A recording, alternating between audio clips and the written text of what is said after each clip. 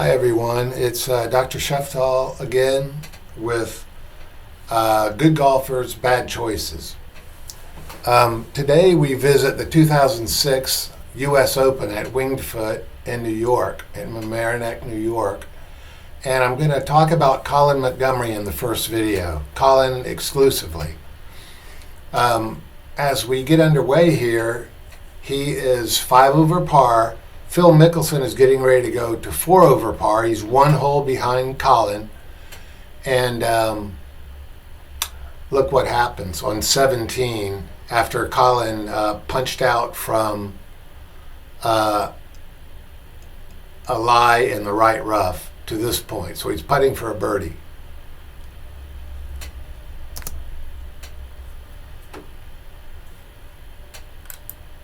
With a lengthy birdie putt.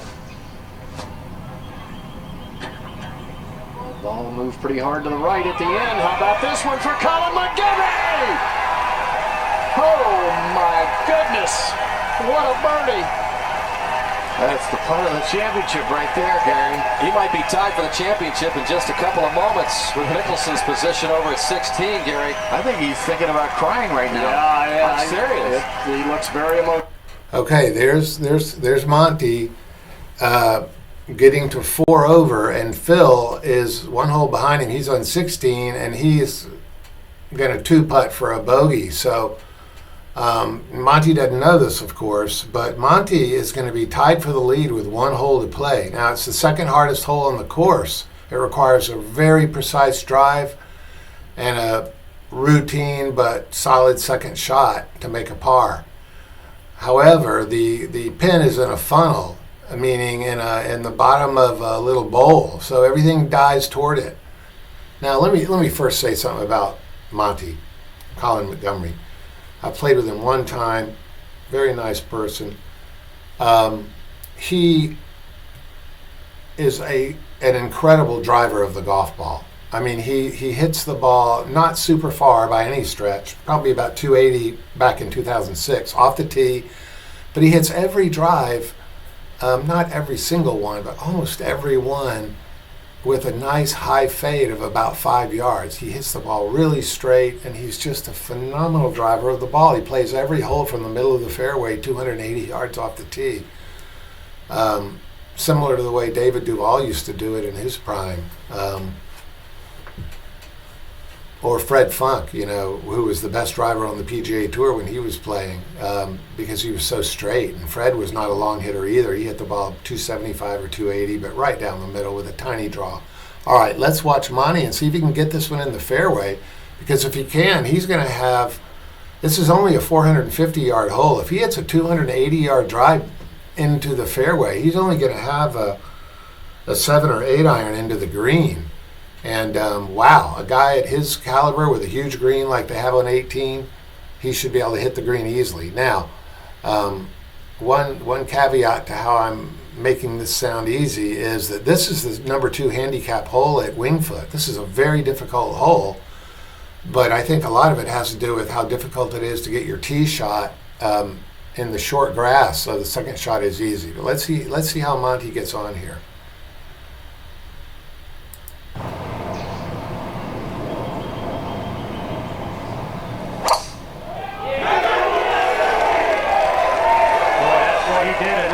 Good. Tell you what, Mark, if he could step up and hit that shot, no, it doesn't fit his shot shape with a championship on the line. Hats off to Monty. Okay, so there's Monty. He pulled it off, and I'm not surprised at all. Under all kinds of pressure, that guy drives the ball like just straight down the middle all the time. All right, now you got Mickelson and Monty at 4 over. Ogilvy's at 5 over. Mickelson and Ogilvy are still playing hole number 17. So let's see what happens from here. And Monty has been waiting nervously out there for this second mark. What's he got? Well, he's got 171 yards. He is on the right side of the fairway, and so is the hole location on the right side of the green. Okay, so Monty hit his drive. It turns out 279 yards. Very typical. He's got what did they say, 171 yards to the green. For him, that would be kind of in between an 8 and a 7 iron. And most likely, I think he would need a 7 iron from there. You know, I don't know his game that well, but probably a 7. It's between a 7 and an 8. And I don't think he knows exactly how he stands right now. He's got the perfect ball flight to knock it close to this right hole location at the high fade. And it's a funnel down there. If he can get a good shot, he's going to get inside 12 feet. Well, he's been waiting down there, Johnny, but he's been waiting nearly 2 decades for a major championship. So what's another minute or 2 here, right? I'm surprised he just switched clubs when you've had 10 minutes to figure it out.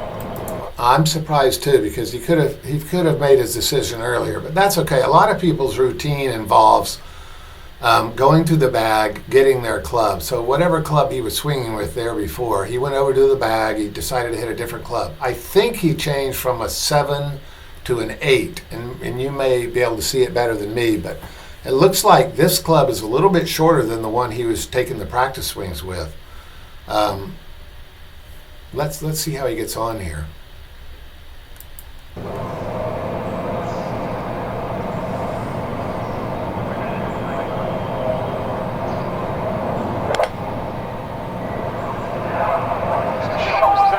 This one is just a little right of the flag. And short, pretty short. He said, Okay, Monty, gosh, that's an amazing miss. He's about 15 or maybe 20 yards short of the pin there. He's short of the green a little, or right on the front edge lengthwise, but he's over in the right in that thick rough. Now he's got to deal with that huge hump that's there, making it really very difficult to stop his pitch shot from the rough near the hole. However, he obviously did not hit that ball very solidly. Even with an 8 iron, he should have been able to land it, say, a third of the way onto the green, which is an enormous green. So anyway, let's see what happens from here, because he still hasn't made his course management mistake yet, except choosing clubs is part of course management, but that was mostly an execution error. So that's not what this channel is about. This channel is about improving your game based on your intellect and your mental capacity to choose the right shot, which is probably the biggest difference between a tour pro and a true scratch golfer, for example, or a 15 handicapper versus a 9 handicapper. It's mostly the decisions that are made out there. So let's see what happens from here on, and I'll point out the gross course management error that Monty makes. Okay, so there's Monty in the rough. You know, they gave us a shot from above, and it looked like the ball was sitting in there pretty nice, but you don't know, because that rough next to the green is 6 inches long. Now, he may have gotten a break, and it might be sitting up a little bit. We don't know. We can't see on television, but let's see what he does here. This is very important decisions to make here. Just to give you an idea of the pin. The pin, this is a huge slope here that goes down this way and down toward the front of the green. So if you don't get it over this slope, your ball will go down and off the green and roll probably 10 or 15 yards off the green. So you don't want that to happen. He's got to make sure he gets it over this hump. However, if a ball lands on this hump, it scoots forward very quickly and could possibly go off the green in the direction of the flag. So let's see what his decision is here. And you got to respect it no matter what, because we're not there and we don't know how severe everything is. Of course, he can't get much spin from that rough, obviously. well, Mark, what kind of lie is this? What kind of shot is this? Well, the lie is not good, and the other problem is there's a big nose in the front right corner of the screen, so he will be landing it on the downslope and probably trying to run it by the hole. Never remember seeing anything better, Dan, that's for sure. All right, now it looks like Monty's aiming way to the left, somewhere over here, in this direction here, and using the length of the green in that direction, which is quite lengthy, to have enough distance to slow his shot down. Instead of landing it somewhere in here, where there's plenty of, or even here, anything on this side of this major hump would be acceptable. I think, although he's playing it very conservative to hit it over there, he must not think he can stop it if he hits it over here. Right. Monty from the rough at 18. Yeah, he's aiming way left. Pops it up and way long. He might play that the way the ball will come back. Maybe. Nope, it hangs out. Okay, that is where I had my pointer there. That is where his ball ended up. He's got about a 35-footer, it looks like, for his par. And he certainly knows by now that Phil and he are tied at 4 over. But here comes the course management mistake. This hit it in the only spots you have no chance. Mark. Just brutal here. Let's just. Now, I want everyone to observe this because Mark Rolfing, who's the on-course commentator with this group, said that the lie was horrible. And the blimp or something showed us a picture from above which showed the ball very cleanly sitting there. Now, again, there might be 6-inch rough right behind it, but watch how much grass moves when he hits this shot and how the ball comes out of there. It comes out very, very cleanly, and very little grass comes up. So I think Mark Rolfing may not be correct about the lie. It's very hard to gouge a ball out of horrible rough without taking tons of grass with it. So let's watch this together. Fix it up quick. Watch what happens at impact. He keeps the hands going pretty good. So the ball came out real cleanly, and then the grass came. So he got his club on the ball without having to hit any grass behind it. So he's very fortunate on the lie there, I think. And it really did not roll that much after it landed. So let's see what happens from here on. He still has not made a course management mistake, in my opinion, other than, possibly choosing the wrong club, taking an 8 instead of a 7. So let's see what happens now. Good, I guess he was playing it way over to the left. But that was a brutal second shot. Right now, Monty needs another bomb like the one he had at 17, but this for par. Okay, this is the mistake. Dan is wrong. He doesn't need to make a bomb. He'd love for it to go in.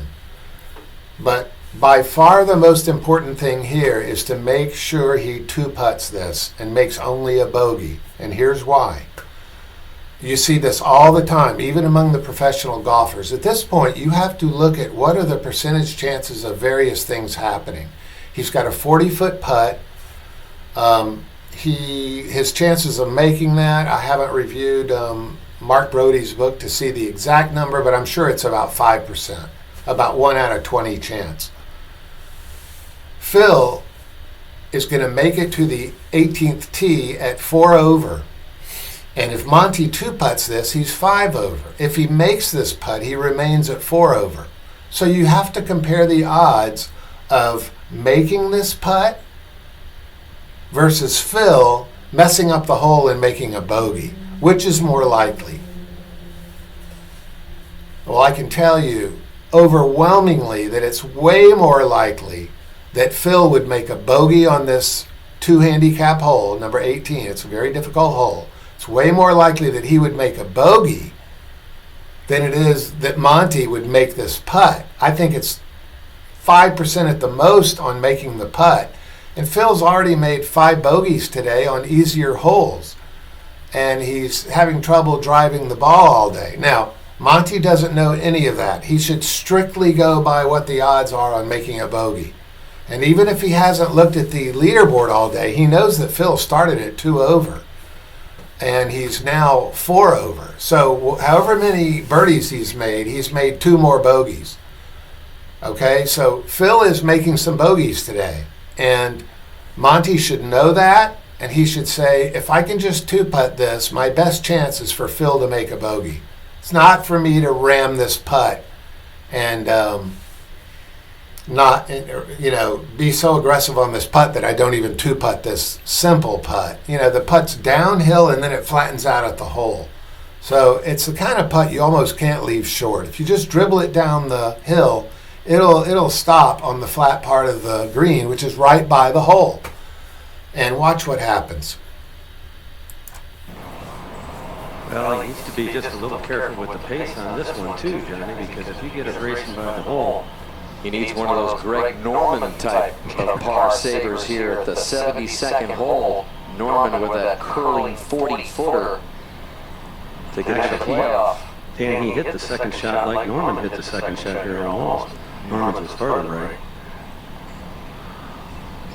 Speaking of 1984, Fuzzy Zeller out in the fairway at 18.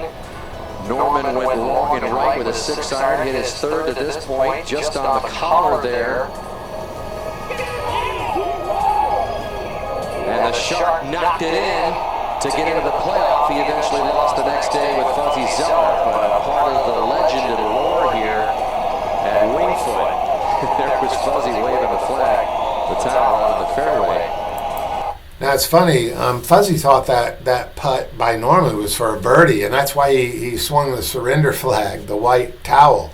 It turned out it was for a par because Norman did the same thing that Monty did. Under extreme pressure, it's really easy to miss your irons to the right. And these guys should know this and should really guard against it because they don't turn their body through quick enough on the shot, and they all push them out to the right. Norman did it at the Masters one year when it looked like he was going to win, if you remember, and he hit it into that bunker on the right of the 18th green at Augusta. It's real common. And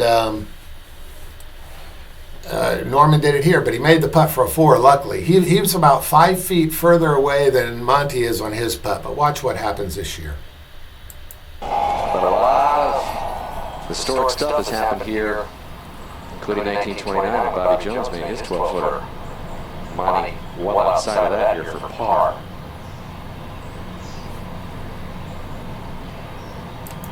See, Monty thinks he has to make this putt, which is really not clear thinking.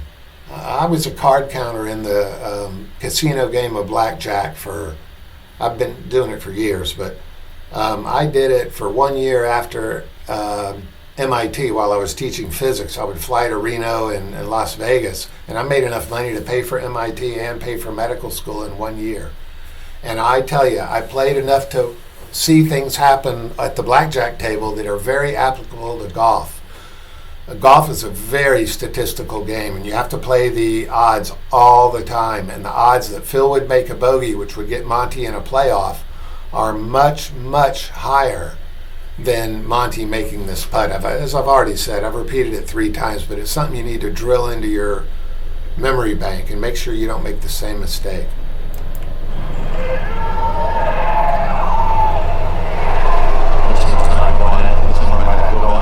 For a while.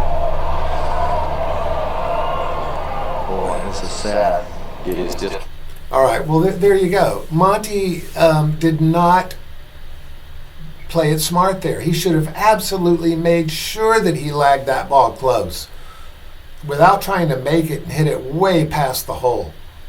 Especially in his mental state now. He must be just bouncing off the walls in his brain after making that putt on 17 for a birdie. And very sad to see this because Monty has never won a major, and he's been the runner-up in several majors, including, I think, 2 U.S. Opens because he hits the ball so straight. It's an ideal tournament for him. And he's 43 years old in this one. He never got another chance to win a major, not like this. And it's too bad because, he's so good. He dominated the European Order of Merit for years, maybe a dozen years or so. Let's see what happens here. Put +5 and take the lead in the clubhouse.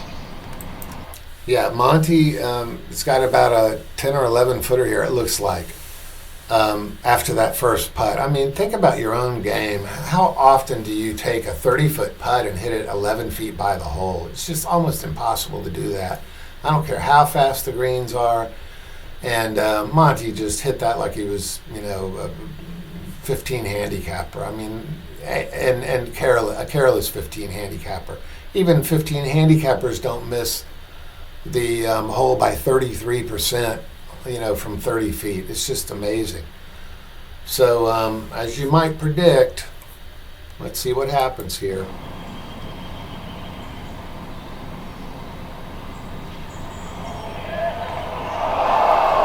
All right, so Monty double bogeys the hole because he wasn't careful on his first putt to get it close enough to make sure he got out of there with a bogey and would be the leader in the clubhouse. I saw Lee Westwood do the exact same thing the year that Tom Watson needed to par the last hole at age 61 to win the British Open. I think everyone remembers that. If not, maybe you could watch that final round sometime. But Lee Westwood was on the green with a 60 or 70 foot putt that he thought he had to make to get into a playoff with Watson, instead of just letting Watson make a bogey on the last hole, which wasn't likely, but it was way higher than making a 60-foot putt, which has got to be 1% or something. So Lee Westwood did the same thing. He just rammed the ball by the hole trying to make it, and he missed the one coming back and missed the playoff by one stroke. Same thing Monty did. All right, so what Phil does on 18 is beside the point, and it's one of the most unbelievable finishes I've ever seen. We'll make a video about Phil. But so this is a course management mistake on Monty's part, not comparing the odds of what he's doing to the odds of what his opponent is doing and acting accordingly. That's another error that you need to put in your memory banks as far as course management. I've already talked about choosing the right hole the right shot on a hole to be the critical hole. The critical shot on that hole, and also thinking in terms of partial shots. But think about what Monty did there. He's 12 yards from the green in the rough, and he couldn't even pitch it on the green in two putt. And the guy's a professional golfer. He pitched it on the green from right off the edge and three putted from there. Just incredible. And he did it because he thought he had to make that 30-footer. So remember that one, and I'll see you next time.